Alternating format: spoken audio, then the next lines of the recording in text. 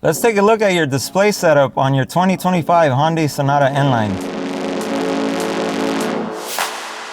To get to your display settings, you scroll to the right, Setup, Display, and here you're able to adjust the brightness from your display.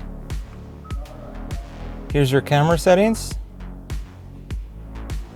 Sets the properties of camera. You could extend the rear view monitor.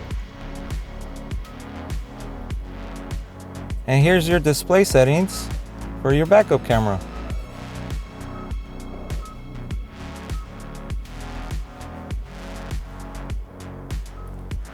Here you set the blue light settings such as warmth, coolness, and time of use.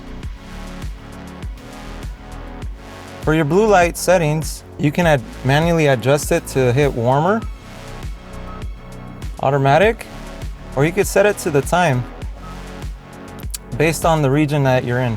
You can manually set the time. You can start it at 7 and have it end at 6, or you can adjust to whatever preference you'd like. Thank you guys for watching. Until next time, make sure you subscribe. Thank you.